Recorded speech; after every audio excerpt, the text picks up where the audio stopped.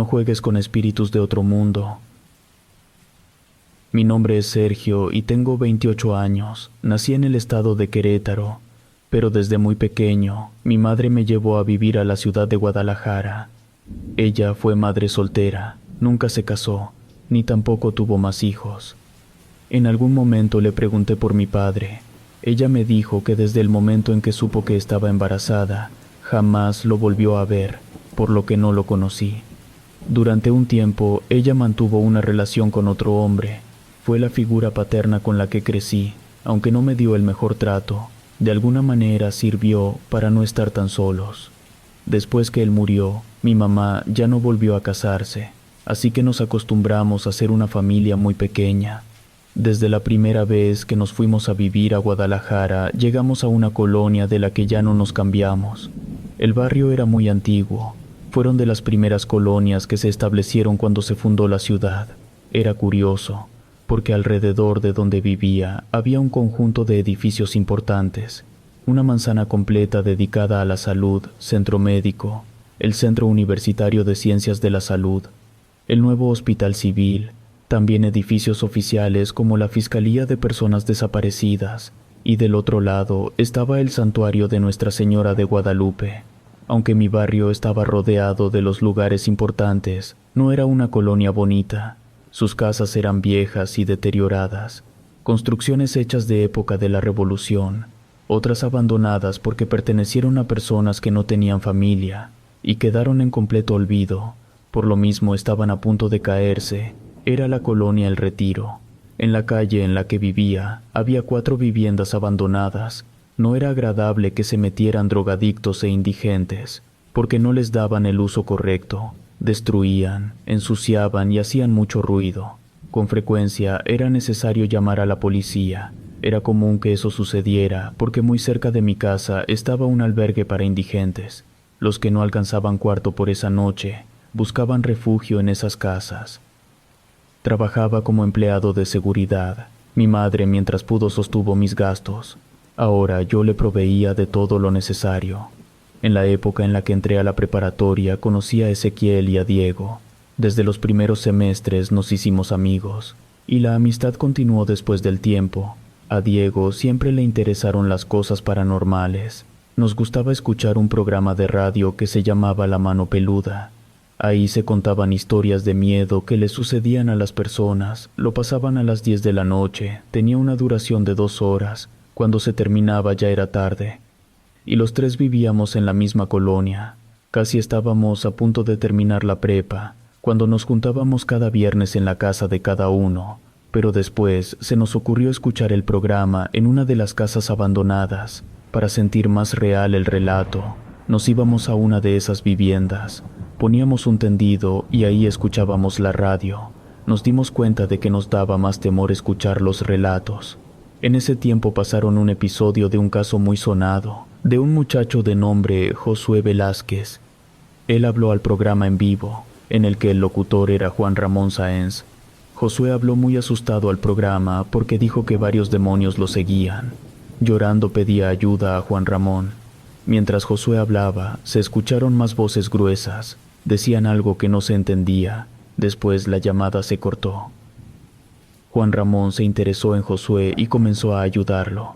Josué dijo que él había hecho un pacto con el diablo. Su situación económica era muy precaria, por lo que buscaba la manera de ganar dinero. Desesperado se fue a Estados Unidos, pero tampoco le iba bien. Allá fue donde comenzó a hacer rituales para pedirle al demonio que lo sacara de la pobreza. En ese tiempo ocurrieron muchas cosas extrañas a Josué y a Juan Ramón Sáenz, por lo que Diego se burló. Nos dijo que a poco nosotros sí creíamos lo que decían en el radio. Ezequiel y yo le respondimos que sí, porque casi podíamos sentir el miedo de Josué a través del programa, ya que cada vez que Juan Ramón hablaba con él, lo hacía en vivo. Diego empezó con la idea de hacer rituales, porque él no creía en toda esa charlatanería de la estación de radio. Él decía que todo lo hacían para ganar audiencia. Incluso nos dijo que quería realizarlos para después desmentir a Juan Ramón de que nada de lo que contaba era cierto. Nos estuvo insistiendo por varios días para que lo hiciéramos, pero ni Ezequiel ni yo estábamos de acuerdo, no porque tuviéramos miedo, sino porque creíamos que no era necesario. Además, ni siquiera sabíamos cómo hacer un ritual. Un día nos convenció y nos pusimos de acuerdo para hacer el ritual. Un viernes después que se terminó el programa de radio, estábamos en una de las casas abandonadas que estaba cerca de donde vivía. Ya teníamos experiencia en entrar y salir de ella. Le habíamos comprado un candado para que no se metieran los indigentes, porque habíamos logrado limpiar el lugar y ya no queríamos que lo ensuciaran de nuevo. Esa noche Diego encendió 4 cirios, los puso en 4 puntos y comenzó a pedirle al demonio que se apareciera. También llevó una ouija que puso al centro de los cirios. Nunca la habíamos jugado, ni tampoco supe dónde la había conseguido. Diego nos dijo que si de verdad aparecía el demonio, se iba a comunicar con nosotros a través de la ouija. Era la primera vez que hacíamos algo así.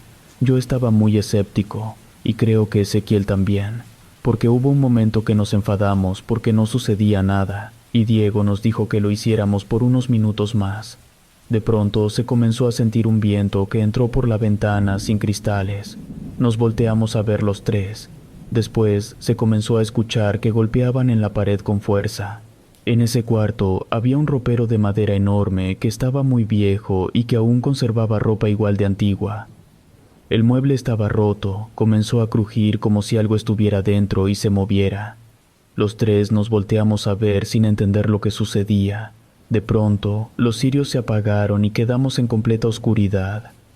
De nuevo se escuchó que golpeaban en la pared, pero con más intensidad.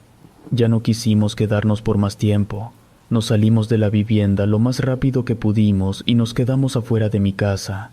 Diego era el que estaba más asustado porque él fue quien hizo todo el ritual. Ezequiel y yo solo lo mirábamos. Se nos hizo muy raro que estuviera tan asustado porque cuando escuchábamos la mano peluda, él se burlaba de nosotros porque poníamos cara de miedo. Nos decía que todo era tonterías, que no era verdad lo que contaban. Diego volteaba con frecuencia hacia la casa en la que hizo el ritual, luego se movía con intensidad. Él decía que se sacudía las malas vibras que agarró ahí. Le dije que jamás hiciéramos eso de nuevo. Todo lo que sucedió en esa casa fue muy extraño.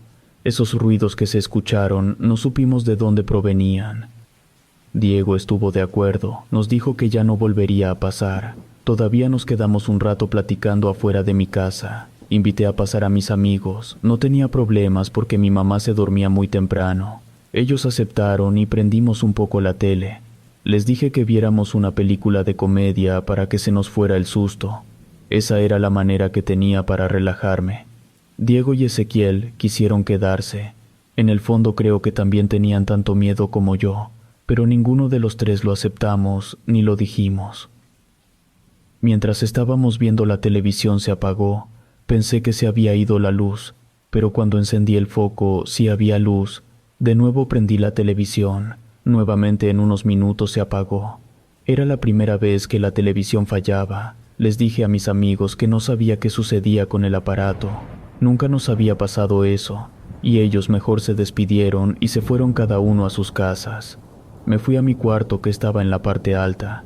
Mi mamá dormía en el cuarto de abajo. Por el susto que tuve no tenía sueño, por lo que me puse mis audífonos para escuchar música y tratar de relajarme. Comenzó a surtir efecto. Me fui quedando dormido. Ni siquiera me cambié de ropa. No me di cuenta cuando mi aparato se descargó. Un sonido en la calle me despertó. Vi que eran las 3:30 de la madrugada. Cuando me quité los audífonos y puse atención, se escuchaba como un lamento lejano. Nuevamente oí ese lamento. De manera intermitente se escuchaba ese sonido que rompía con el silencio de la noche. En ese momento sentí miedo, porque todo estaba oscuro y continuaba oyéndolo. También los perros se alteraron, porque se pusieron inquietos. Unos comenzaron a ladrar, otros aullaban de una forma lastimosa. Me asomé por la ventana. Afuera no se veía nada. Salí al balcón. Me quedé por unos minutos afuera sin conseguir ver a nadie. Intentaba saber de dónde venía ese lamento. Al día siguiente que me reuní con Ezequiel y Diego, les pregunté si ellos también habían escuchado los lamentos. Ellos me dijeron que sí, aunque tampoco supieron de dónde fue su procedencia. Diego nos dijo que nos había ocultado algo. Esa noche, después que se fue a su casa, comenzaron a pasarle situaciones extrañas que le causaron miedo. Nos dijo que mientras dormía alguien lo estaba vigilando. Despertó porque tenía una pesadilla. Cuando abrió los ojos, un hombre lo estaba observando a través de la ventana. Se quedó durante un rato parado, todo el tiempo mirando hacia donde él se encontraba. Algunos objetos comenzaron a moverse, incluso uno de los cuadros se cayó y se rompió el cristal. Hubo un momento en que se prendió y se apagó la luz, sin motivo aparente. Cuando eso sucedió, por un instante le pudo ver la cara a la persona que estaba afuera asomándose a la ventana. Fue como si le pudiese ver su cráneo sin su piel. Le dio tanto miedo que se salió del cuarto. Esa noche durmió en el sillón de la sala. Cuando Diego nos contó lo que le pasó esa noche, nos dio miedo que el ritual hubiera funcionado, aunque se nos hacía un poco extraño, porque ni siquiera creo que lo habíamos hecho bien. Diego ni siquiera lo terminó porque nos salimos de inmediato de la casa. Lo único que se me ocurrió decirle a Diego fue que todo era cosa de que los espíritus se tranquilizaran. Cuando sucediera, todo volvería a su normalidad. Con la plática que tuvimos, nuestros miedos se fueron calmando. Al único que veía más preocupado era a Diego. En el fondo me dio la impresión que nos ocultaba algo más. Estuvimos sentados en la banqueta, afuera de mi casa, y Ezequiel fue el que nos dijo que viéramos hacia la casa abandonada. Parecía como si hubieran encendido una de las veladoras que dejamos, porque se iluminó la habitación. El resplandor se alcanzó a ver a través de la ventana. Diego se levantó de inmediato, se puso muy inquieto y mejor se fue a su casa. Le dije a Ezequiel que fuéramos a ver la vivienda. Cuando entramos pudimos ver a un indigente que se encontraba al interior de la casa. El día anterior se nos había olvidado ponerle el candado. Él ya se había acomodado en un pedazo de cartón para dormir ahí. El indigente fue quien prendió la veladora. Nos fuimos de ahí más tranquilos, nos despedimos y Ezequiel también se fue a su casa. Esa segunda noche, de nuevo comenzaron los lamentos después de las 3 de la madrugada. La única diferencia fue que los oí más cercanos.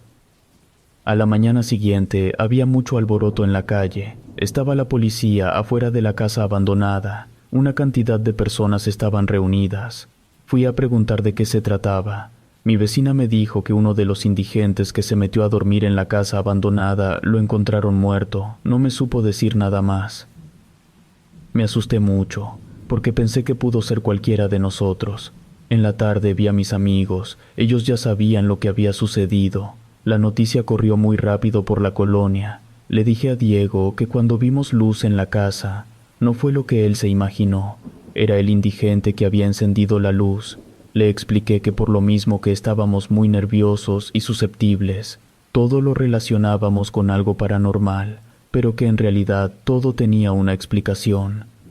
Lo mejor era olvidarnos de los que hicimos en esa casa. Ni siquiera éramos expertos, por lo que no pudimos llamar la atención de ningún ser que no perteneciera a este mundo. Al indigente lo había matado alguien más. Con el razonamiento que hicimos, los 3 entendimos que todo era producto de nuestro nerviosismo e imaginación. Esa tarde nos quedamos más tranquilos, nos fuimos a jugar un rato fútbol. Ya veníamos de regreso cuando había oscurecido, ya casi para llegar a la casa. Una anciana que vivía al lado de la casa abandonada se nos acercó y solo nos dijo 3 palabras: todo tiene consecuencias.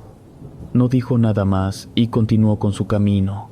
Al llegar a la casa, invité a mis amigos a tomar agua y descansar un rato en la sala. Le dije a mi madre que ya había regresado, pero ella no me respondió. Después de un rato, escuché un sonido raro en su habitación. Fui a ver cómo estaba. A ella le costaba trabajo respirar, se encontraba en mal estado. De inmediato, Diego salió a pedir ayuda a algún vecino para que nos llevara al hospital, pero fue en vano. A los pocos minutos mi mamá murió.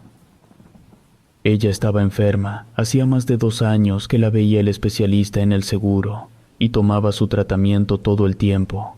Cuando el médico fue para extender el certificado de defunción, corroboró lo que ya sabía: sus pulmones habían colapsado. No tenía mucho dinero para el funeral, ni tampoco un paquete para mi mamá. Empecé a sentir una serie de sentimientos negativos, como la frustración, la impotencia. el miedo a quedarme solo, entre otros. Era muy poca familia la que mi madre tenía, además teníamos muchos años que no tenía contacto con ellos. Tomé la decisión de no avisar a nadie, no solo por el distanciamiento, sino porque tampoco tenía manera de comunicarme con ellos. Mis amigos no me dejaron solo en ningún momento, también los vecinos estuvieron presentes. El cuerpo de mi madre lo velé en la casa, había muy pocas personas. Cuando se hizo de madrugada, llegó la señora que vivía al lado de la casa abandonada. Solo la conocía de vista, pero ni siquiera sabía su nombre. Ella se acercó para darme el pésame. Se me hizo muy raro que llegara a las 2 de la mañana. Ella se me acercó, al mismo tiempo que me daba un abrazo, me dijo unas palabras en voz baja. Ya está hecho. Eso fue todo y se sentó muy cerca del cuerpo de mi madre. Me encontraba en un estado que no sabía cómo describir, porque la muerte de mi madre fue tan repentina y sabía que solamente ella era mi familia. Prácticamente me había quedado solo, así que me sentía terrible. Al día siguiente, la misa de mi mamá fue a las 11 de la mañana en el templo de Nuestra Señora del Rosario, mejor conocido como la parroquia del Padre Galván. Enseguida nos fuimos al Panteón Nuevo a darle su última morada. Mientras entraba el ataúd al pozo, me di cuenta de la presencia de la anciana que se me había acercado en la noche. Ella me miró directamente a los ojos, parecía que estaba orando todo el tiempo, porque movía sus labios. Fue por un momento que ella llamó mi atención. Después se me olvidó. En la noche le pedí a Diego y Ezequiel que se quedaran a dormir conmigo. No era miedo lo que tenía, sino soledad. Ellos accedieron de inmediato. Por la tarde estábamos tan cansados y desvelados que nos quedamos dormidos. Me dormí en mi habitación. Ellos se quedaron en la sala. Cuando desperté ya había oscurecido. Un ruido en la escalera fue lo que me despertó. Pensé que era alguno de mis amigos que subían a buscarme, pero nadie subió. Bajé a buscarlos. Ellos estaban aún dormidos en los sillones de la sala. En cuanto sintieron mi presencia despertaron. De pronto oí que algo se caía en mi cuarto. Subí a zancadas las escaleras, pero tampoco vi a nadie. Comenzaron a escucharse ruidos en toda la casa. Eran sutiles, pero no dejaban de causarnos temor. Diego fue el que me dijo que sentía la presencia de alguien. De repente se cayó un traste en la cocina, al mismo tiempo que tocaron la puerta. Ezequiel la abrió, me dijo que me buscaba la vecina. Era la misma anciana. Molesto le pregunté qué quería, si acaso había sido amiga de mi madre. Ella ya no estaba, y aún no terminaba mis palabras cuando me interrumpió. Me dijo que teníamos que terminar lo que habíamos iniciado. Volteó con Diego y le dijo que había abierto portales y que los espíritus estaban fuera, que terminara su ritual o la pasaríamos muy mal. En cuanto nos dijo eso, se marchó. Sabíamos a lo que se refería la señora, lo que no entendíamos fue por qué nos lo dijo. Diego me dijo que a partir que hicimos aquel ritual comenzaron a sucederle cosas extrañas. Ezequiel también dijo lo mismo. Cada uno empezó a contar los eventos que les pasaron. De pronto, se comenzaron a escuchar los lamentos. Les dije que era lo que escuchaba en las noches. Tuvimos miedo porque los lamentos comenzaron a escucharse más fuertes y cercanos. Las manifestaciones continuaron. No sabíamos por qué sucedía todo, si lo que hicimos fue un juego. Lo peor fue cuando vimos a un ser etéreo que se movía al fondo de la habitación. Era como humo flotante con un rostro. Los tres nos salimos de la casa, nos quedamos afuera, pero los lamentos se escucharon tan fuerte, parecía que ese ser era quien los emitía. No pudimos quedarnos a dormir en la casa. Ezequiel nos ofreció la suya. Estaba a 5 cuadras de donde vivía. Nos fuimos para allá. Sin embargo, los lamentos también se escucharon, casi igual de fuerte. Era perturbador que ese sonido irrumpiera la noche silenciosa. Sobre todo darnos cuenta de que solamente los tres los podíamos escuchar. Esa fue la peor noche que pasamos juntos. Estuvimos en la misma habitación, pero casi no pudimos dormir. Teníamos que hacer algo al respecto. Como Diego era quien tenía más afición por el esoterismo, nos dijo que al día siguiente íbamos a ir con su amiga. Ella trabajaba en una tienda esotérica. A primera hora ya estábamos ahí. En cuanto Diego la puso al tanto de lo que habíamos hecho, ella dijo que con los rituales no se jugaba. Nos dijo que teníamos que ir de nuevo al mismo lugar en el que lo iniciamos. Para darle un cierre, Diego le pidió de favor que nos acompañara, porque él ya sabía más de ese asunto. Le dijo que le pagaría por su cooperación. Ella estuvo de acuerdo. La tienda cerraba hasta las 8. A esa hora quedamos de ir por la muchacha. No queríamos entrar de nuevo a la casa abandonada, porque ahí había muerto un indigente, pero no tuvimos otra opción. La chica comenzó encendiendo veladoras e incienso, continuó diciendo una oración. Todavía no terminaba cuando se escucharon ruidos muy fuertes en el ropero que había en la habitación. Cada vez aumentaba el sonido. Fuimos a ver de qué se trataba. Nos llevamos una sorpresa que nos enmudeció. Al recorrer la ropa vieja que estaba dentro del ropero, nos dimos cuenta que había un hoyo en la pared, lo que permitía comunicarse con la otra vivienda. Pudimos ver a la anciana, la que se acercó conmigo durante el funeral de mi madre. Estaba en posición fetal sobre el piso. Elía de inmediato nos hizo una señal para que no hiciéramos ruido. Recorrimos de nuevo a su lugar la ropa vieja. Iba a cerrar la puerta del ropero. Elía me dijo que no lo hiciera. Hasta que terminó el ritual, me dijo que ahora sí cerrara la puerta del ropero, y salimos de la casa abandonada. Elía nos dijo que le pusiéramos una cadena y un candado al ropero. Más que nada era simbólico, para evitar que la anciana pasara a la vivienda deshabitada, porque ella era una bruja y usaba ese lugar para hacer sus rituales. Elía añadió que lo más seguro fue que cuando nosotros comenzamos el ritual, la anciana se dio cuenta. Después que salimos, ella lo continuó. Por eso empezaron a sucedernos hechos siniestros. Cuando le contamos del indigente que había amanecido muerto, ella dijo que probablemente la vecina bruja fue quien se encargó de él. No lo sabía con exactitud, pero en muchas ocasiones se hacían sacrificios de animales o humanos para que los rituales puedan funcionar. Hicimos lo que Elía nos dijo. Dejamos de escuchar los lamentos y de ver al ser. Solo en pocas ocasiones todavía escucho en la madrugada lamentos que irrumpen en la noche silenciosa. Los escucho muy lejanos. Eso me hace creer que la vecina sigue haciendo rituales. Tenía una duda que no me dejaba en paz. Le pregunté a Elía si esa bruja pudo haberle arrebatado la vida a mi madre. Elía me respondió que eso no me lo podía decir. Quizás mi madre murió de muerte natural porque ya se encontraba muy enferma, o quizás no. Relato escrito y adaptado por Adriana Cuevas.